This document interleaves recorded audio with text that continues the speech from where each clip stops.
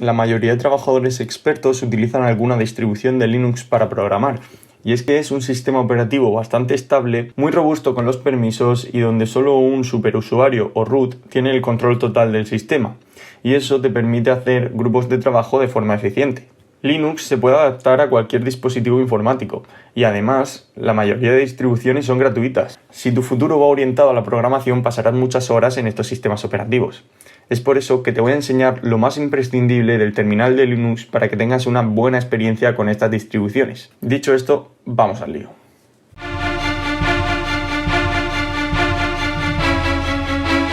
Yo estoy utilizando una de las distribuciones más extendidas de Linux, que es la de Ubuntu en la versión 20.4.4, LTS. Los comandos son idénticos en la mayoría de distribuciones, si no son muy parecidos. Lo que sí que cambia un poco es la forma de instalar programas desde el terminal, pero eso es algo que se busca muy fácil. Vamos a empezar con un par de comandos simples para entender la organización de ficheros en memoria.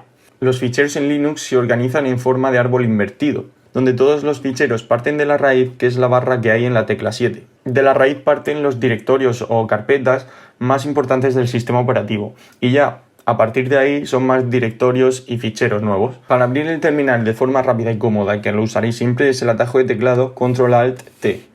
Yo además me desplazo las ventanas con Windows y las flechas para tener más comodidad. Lo normal es que vuestro terminal, si estáis en Ubuntu, venga de color morado, como el que estáis viendo. Ese es el terminal por defecto. Luego, modificarlo es tan simple como meterte aquí en preferencias y una vez que estés aquí en perfiles, puedes elegir colores y todo eso ya a tu gusto. Puedes hacerlo más pro como te dé la gana, pero por ahora eso no es lo importante. Vamos a los comandos. Estas letras de color verde indican el usuario y el nombre del sistema que está siendo utilizado en este terminal en concreto. Parece obvio, pero no, porque tú puedes tener distintos terminales abiertos con usuarios diferentes. Entonces, por eso te va indicando quién eres en cada momento. A continuación, en azul, tenemos la dirección actual del sistema. En este caso sale una singulilla. Ya veréis después lo que es. Es muy sencillo de entender. Para explicarlo con la mayor claridad, voy a abrir el explorador de archivos en la otra ventana, al otro lado, y así vamos a ir viendo dónde estamos en cada momento. Por defecto se abre en la carpeta personal, que pone aquí. La carpeta personal es exactamente esta singulilla, ahora lo veréis. Con el comando cd y una dirección de directorio nos podemos mover por el terminal. Nos vamos a ir a la raíz, que es la carpeta de donde parten todos los archivos, como ya he dicho antes. Ahora, como veis, en azul tenemos aquí la raíz, que es nuestra dirección actual, y es exactamente esta carpeta de aquí. Otras ubicaciones y el equipo. Dirás, ¿cómo sabes qué es exactamente esta carpeta? Pues existe otro comando que se llama ls, que lo que hace es listar lo que hay, el contenido de esa carpeta. Como vemos, tenemos los mismos archivos, bin, boot, cd-room. Ahora nos vamos a ir a la carpeta /home. Como veis de nuevo, las letras azules del prompt se vuelven a cambiar hacia la dirección actual. Vamos a entrar aquí a /home, si lo encuentro, bueno, /home. A home, la carpeta home, venga, yo puedo, aquí. Y volvemos a listar y vemos que solo aparece la carpeta Don Pepe, que esto es el directorio personal. En /home se encuentran todas las carpetas personales de todos los usuarios. En mi caso, como es bastante reciente este Ubuntu, solo tengo un usuario. Para movernos dentro de la carpeta podemos utilizar el comando cd a secas, que nos lleva directamente a la dirección actual, o nos movemos directamente con la raíz. Como veis, ahora sale la singulilla, y es lo que ya os he mencionado antes. Significa que estás en tu carpeta personal. En la carpeta personal están todos los archivos más importantes de ese usuario, ¿no? Los típicos archivos que tiene cada usuario en su sistema operativo. El siguiente directorio al que vamos a ir va a ser el escritorio. Y para ello vamos a poner el cd / la dirección del escritorio, home, pepe y escritorio. Como veis, esto puede ser un poco follonero, escribir todo el rato la dirección absoluta, es decir, la dirección que hay desde la raíz. Es por eso que existe una forma más cómoda de escribir y es ./, que significa desde la dirección actual, que en este caso es desde mi /home, mi carpeta personal, nos vamos al escritorio. Como veis, ahora es mucho más sencillo. Ahora, sabiendo esto, es bastante más cómodo movernos con el sistema, ya que podemos poner, como ya he dicho, la ruta relativa, es decir, desde nuestro directorio actual y no la absoluta, que es desde la raíz, para poder movernos hacia donde nosotros queramos. Bueno, como podéis ver, en el escritorio tengo todas estas carpetas y nos vamos a ir mediante la ruta relativa, por ejemplo, a la de YouTube. Es mucho más cómodo. Sobre todo si utilizamos el tabulador para que nos autocomplete lo que estamos escribiendo. Una forma cómoda de volver al directorio anterior o a la carpeta padre, digamos, es poner cd, 2 puntos y una barra.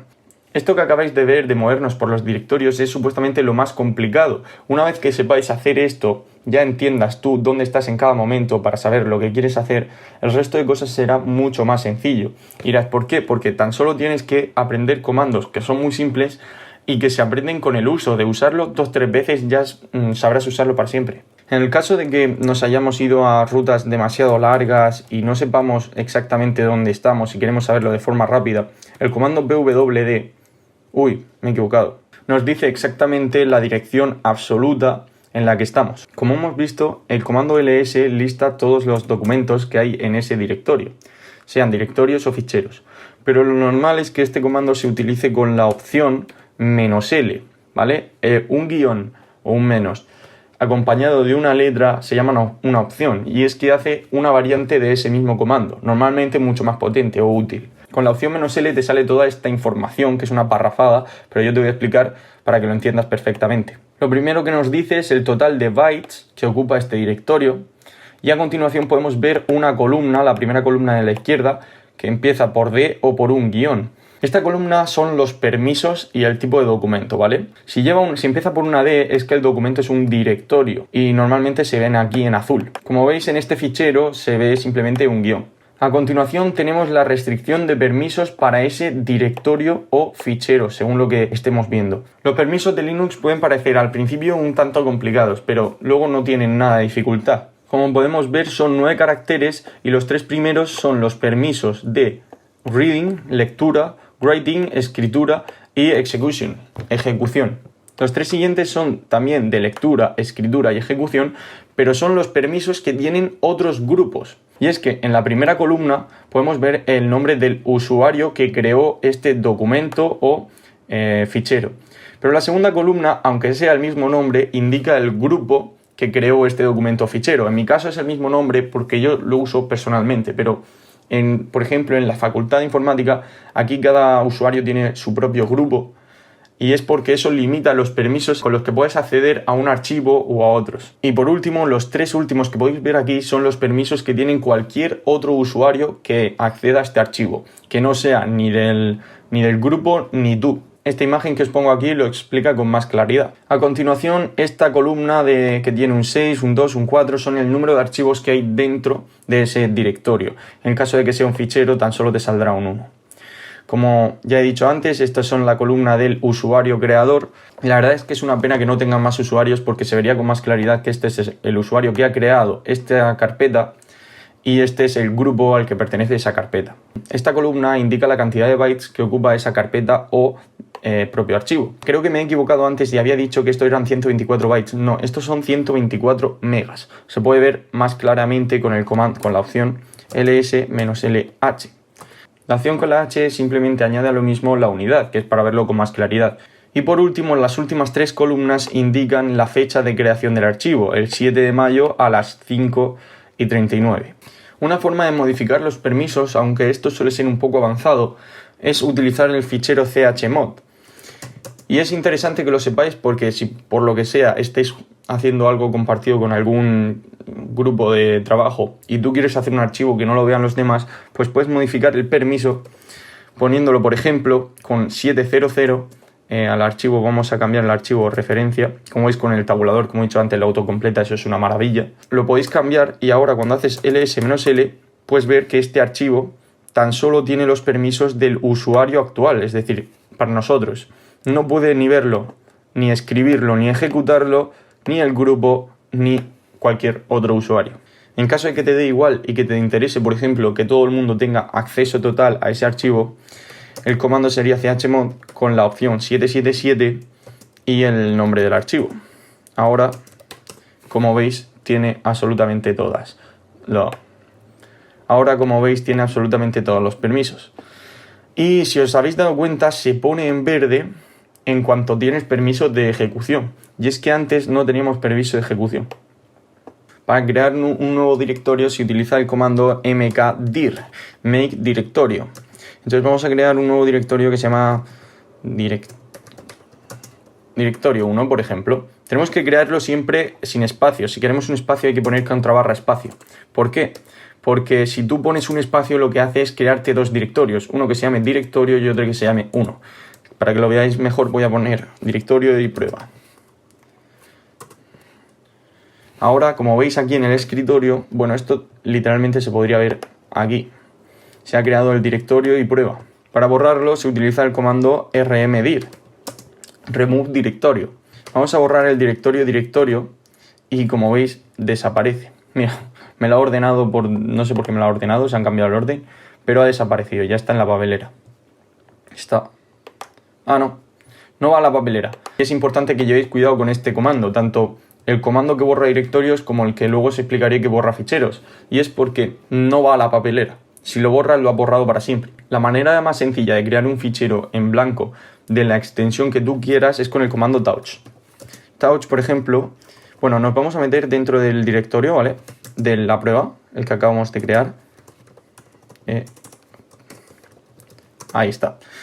Y vamos a crear con el comando touch fichero 1, al igual forma que con el comando de mkdir. Si tú dejas espacio, creas varios ficheros a la vez. Así que vamos a crear el fichero 2 y fichero 3. Para que veáis que se acaban de crear a las 11:57, el 21 de agosto, y el nombre de los tres ficheros. Los permisos por defecto que van son solo lectura y escritura, y para cualquier otro usuario, lectura. Una forma más cómoda para abrir un fichero de texto porque quieras tomar unas notas o abrir algún fichero con alguna extensión particular porque quieras escribir en algún lenguaje de programación y quieres abrirlo directamente con el editor, es escribir directamente el nombre del editor o del programa con el que tú escribas normalmente y el nombre del fichero. Por ejemplo, este se va a llamar fichero 4, pero lo voy a escribir directamente con extensión de C++, con CPP. Y de esta forma nos abre el Visual Studio Code, que es el editor por defecto que yo suelo usar, con la extensión del fichero. Y al estar la extensión ya escrita, cuando tú escribas cualquier cosa, te la detecta. Ya te lo pone el color interesante, porque ya sabe que estás escribiendo en ese lenguaje. Para mover un fichero de una carpeta a otra utilizamos el comando mv, de move. Y es que al final todos los comandos tienen su relación con el nombre. Vamos a mover, por ejemplo, el fichero 1.txt al escritorio. Entonces lo que tenemos que hacer es escribir el nombre del fichero y la dirección de destino. En mi caso vamos a moverlo al escritorio, así que he puesto la dirección absoluta, como veis se corta ahí, ya es demasiado largo. Y aquí lo tenemos, el fichero 1, y si hacemos el list en la carpeta actual podemos ver que ya no está el fichero 1, está el 2 y el 3. En el caso de que queramos mover varios ficheros de golpe, podremos escribir fichero 2, todos los ficheros que queramos, siempre y cuando al final pongamos la dirección hacia la que la queremos desplazar. Por ejemplo, de esta forma se han movido los tres ficheros. Como curiosidad, este mismo comando, el mv, sirve para cambiar el nombre del fichero. En el caso de que en vez de escribir, por ejemplo, espérate que no estoy aquí, tengo que irme al escritorio para poder utilizar de forma que no utilices la raíz, o sea, la raíz absoluta, todo el nombre de un fichero, tienes que estar en esa propia carpeta. Así que me voy a ir a la carpeta padre y aquí en el escritorio sí que puedo utilizar el nombre del fichero. Así que ponemos mv, el fichero 1, por ejemplo, y si queremos cambiarle el nombre, tan solo tendríamos que poner un nombre de un fichero que no exista, por ejemplo el 4. En este caso, como podéis ver aquí, el fichero 1 ahora es 4. Para copiar un archivo de una carpeta a otra, simplemente el comando cp, el nombre de los archivos o el archivo que quieras copiar, y ya está, sería fichero 1, fichero 3, fichero 4, y ahora pongamos la dirección donde lo queremos copiar. En mi caso voy a utilizar la ruta relativa de la carpeta que acabamos de crear, de prueba. Ahora si hacemos un listado de prueba, de prueba, pues vemos que están dentro los tres ficheros. Si yo la abro, también se puede ver que están dentro los tres ficheros copiados. Como veis, ls, si tú pones a continuación la dirección, te abre la carpeta que tú le indiques. Para eliminar ficheros utilizamos el comando rm y el nombre del fichero. Al igual que el comando mv o el comando cp, tú puedes eliminar varios archivos de golpe separándolos por espacios. Si quiero poner fichero 2, fichero 3 y fichero 4. Y como veis se han eliminado todos. Importante, como ya os he dicho, no van a la papelera, se eliminan directamente. Uno de los comandos más potentes y utilizados para buscar un fichero es el comando find. Este se considera avanzado por las muchas opciones que tiene para buscar de distintas formas, ya que puedes buscar según el nombre, según el tamaño, según el momento de creación y muchas otras más formas. Para encontrar las opciones que más se ajusten a ti del comando find, lo mejor es abrir el manual. Y es que existe un manual de cada comando que te explica absolutamente todas las opciones. Tan solo tienes que poner manual y el comando que tú quieras escribir. Y aquí tenemos el manual del comando find. Primero te dice el nombre, el uso, una descripción de todo lo que hace, pero para buscar lo más concreto, lo que tú quieres, lo mejor es utilizar barra y lo que quieras buscar. Por ejemplo, yo voy a buscar la opción name, ¿no? Y entonces automáticamente se subraya todas las palabras name y voy a buscar la opción que más me interese. Este comando, como ya os he dicho, tiene muchísima tela y aquí está la que yo busco. Y por eso se considera tan avanzado, porque tiene una barbaridad de opciones. Por defecto viene en inglés, quizás te interese cambiarlo al español por claridad. Para salir del manual tenemos que darle a la tecla Q. Y ahora os voy a enseñar las opciones más básicas del comando find.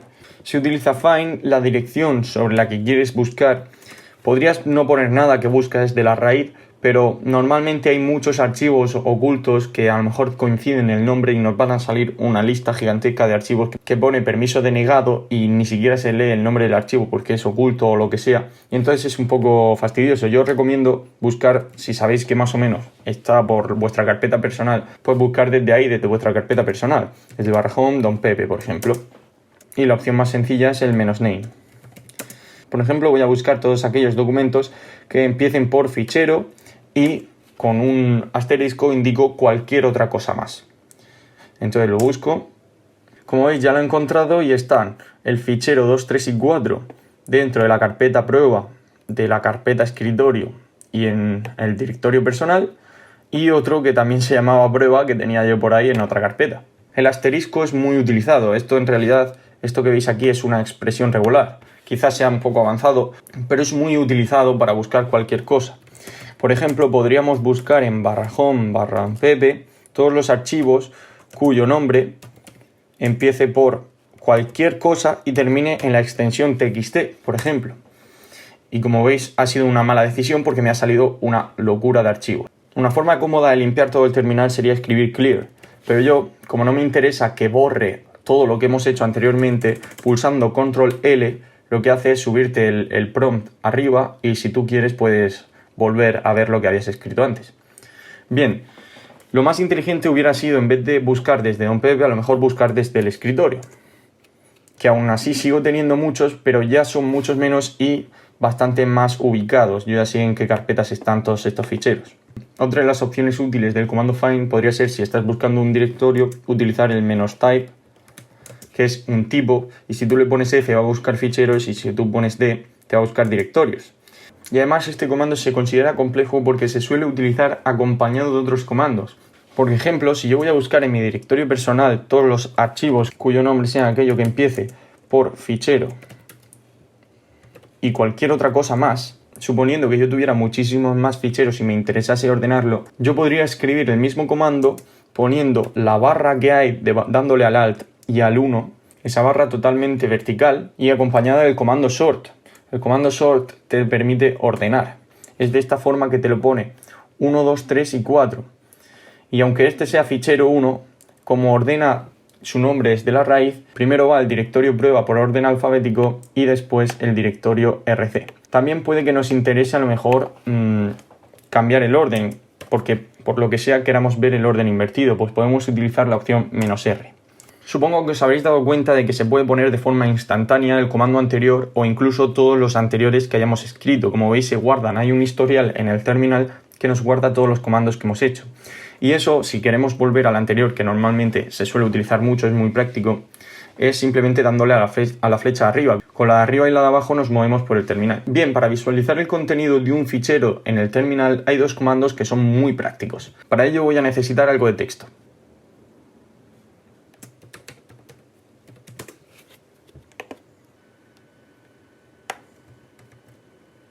Bien, ahora tenemos un fichero con texto y con el comando cat que os he dicho antes, poniendo el nombre del fichero, os muestra directamente por el terminal todo el contenido del fichero. En caso de que el fichero sea muy grande y tú necesites moverte por él, este no es el más práctico. Hay otro comando que es bastante mejor, ya que eso, puedes moverte por él y además buscar la información que tú quieras, que es el comando less. El comando less textaco, pues te abre el fichero como aparte. Es como que ya no estás en el terminal, estás dentro del fichero y te puedes mover por él. Y buscando, por ejemplo, con la barra, te subraya la palabra que buscas. Para salir de esto, al igual que para salir del manual, se utiliza la letra Q. Y a modo de curiosidad, para todos aquellos que quieren algo más avanzado de redes, ahora sí que voy a borrar esto.